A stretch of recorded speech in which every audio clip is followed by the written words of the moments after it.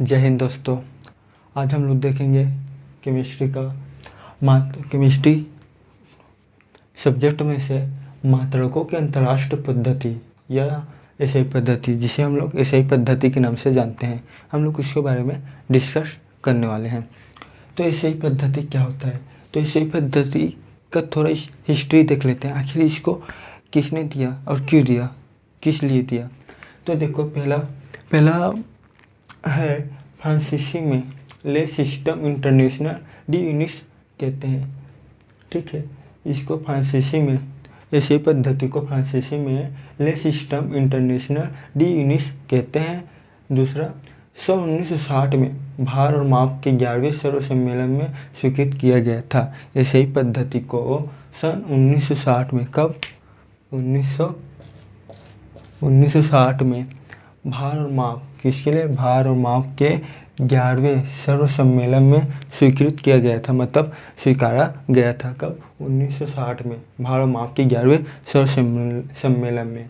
ठीक है, और इस ऐसे पद्धति का 7 आधार मात्रक है। ऐसे पद्धति का 7 आधार मात्रक है जो निम्न है। यहाँ देखो, भौतिक राशि और उनके मात्रक।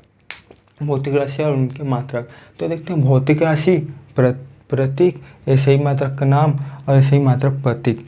तो 7 भौतिक राशि हैं और उनके मात्रक है। तो पहला आता है लंबाई का भौतिक राशि है और इसका प्रतीक है एल। ठीक है, और ऐसे ही मात्रक का नाम है मीटर, ऐसे ही मात्रक प्रतीक है एम। वैसे ही द्रव्यमान के प्रतीक है एम, ऐसे ही मात्रक का नाम है किलोग्राम और ऐसे ही मात्रक प्रतीक है केजी। ठीक है, अब उसके बाद आता है समय। तीसरा भौतिक राशि है हमारा समय और इसका प्रतीक है टी और इसका ऐसे ही मात्रक है सेकेंड और ऐसे ही मात्रक का प्रतीक है एस, स्मॉल एस। ठीक है, फिर चौथा आता है विद्युत धारा, इसका प्रतीक है आई और ऐसे ही मात्रक का नाम है एम्पियर, ऐसे ही मात्रक का प्रतीक है ए। ठीक है, और पाँचवा आता है ऊष्मागतिकी।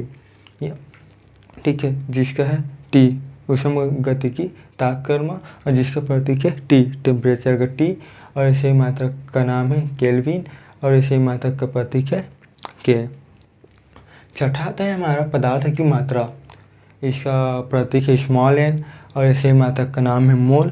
ठीक है, और ऐसे ही मात्रक में इसे मोल ही कहते हैं।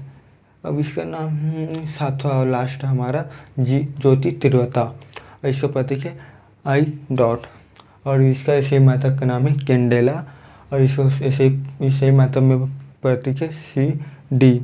तो ये हमारा है ऐसे ही मात्रक पद्धति या मात्राओं की अंतर्राष्ट्रीय पद्धति। अब हम लोग देखेंगे सार्थक अंक।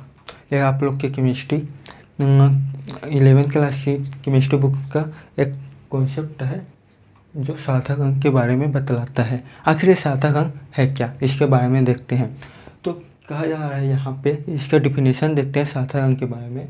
तो किसी भौतिक राशि के शुद्ध मापों को व्यक्त करने के लिए जिन अंकों का प्रयोग किया जाता है उन अंकों को सार्थक अंक कहते हैं। मतलब कोई ऐसा एक अंक लेते हैं जो भौतिक राशि का मापन को व्यक्त कर सके। एक ऐसा अंक जो भौतिक राशि के क्या कहा गया है, भौतिक राशि के शुद्ध मापन को व्यक्त कर सके। एक ऐसा अंक जो भौतिक राशि के मापन को व्यक्त कर सकते हैं, उस अंक को हम लोग सार्थक अंक कहते हैं। ठीक है, अब सार्थक अंक को निर्धारित करने के कुछ निम्नलिखित नियम दिए गए हैं। ठीक है, अब उसके बारे में चर्चा करते हैं। तो फर्स्ट कहते हैं, सभी अशून्य अंक सार्थक अंक माने जाते हैं। मतलब अशून्य अंक से यहाँ तात्पर्य है कि ऐसा अंक जिसमें एक भी जीरो ना हो। जैसे 1 से लेकर 9 तक के नंबर में, 1 से लेकर 9 तक के नंबर में एक भी जीरो नहीं है, अर्थात ये सब सार्थक अंक है।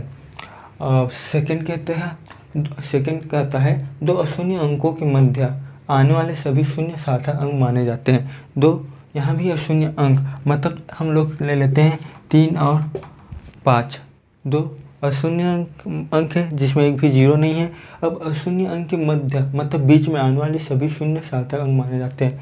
मान लीजिए यहाँ 2 जीरो लेते हैं, कितना?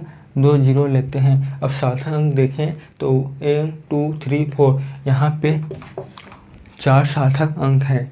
कहा गया है 2 अशून्य अंकों के मध्य आने वाले सभी शून्य सार्थक अंक माने जाते हैं। तो 2 अशून्य संख्या के बीच में शून्य संख्या आने पर सार्थक अंक मान सकते हैं। ठीक है। अब थर्ड कहते हैं किसी भी संख्या में दशमलव बिंदु की स्थिति को बदल दिया जाए तो सार्थक अंकों की संख्या में कोई बदलाव नहीं आता। ठीक है। अब किसी भी संख्या में मान लीजिए अब यह है 3041 लेते हैं। अब इसमें कहीं पर हम लोग दशमलव लगा देते हैं, यहाँ लगाते हैं 0 के बाद दशमलव, तो जो सार्थक अंकों की संख्या है पहले तो 4 था, अब भी 4 ही है। 1 2 3 4 अब भी 4 ही है। मतलब किसी भी संख्या में दशमलव की स्थिति को हम लोग बदल भी देते हैं तो सार्थक अंक में कोई किसी भी प्रकार का कोई अंतर या बदलाव देखने को नहीं मिलता इसके नियम के अनुसार। और चौथा नियम कहता है किसी भी संख्या में 10 की घातों को सार्थक अंकों में नहीं गिना जा सकता। मतलब ऐसा एक संख्या जिसमें 10 की घात हो उसको हम लोग सार्थक अंक के अंदर में शामिल नहीं कर सकते।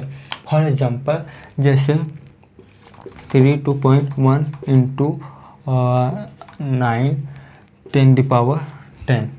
ठीक है। तो सार्थक अंक हम लोग सिर्फ इसी को गिनते हैं। सार्थक अंक में हम लोग 19 की पावर -10 को सार्थक अंक के अंदर में नहीं गिन सकते। तो यहाँ सार्थक अंकों की संख्या 1 2 3 4, यहाँ भी सार्थक अंकों की संख्या 4 है।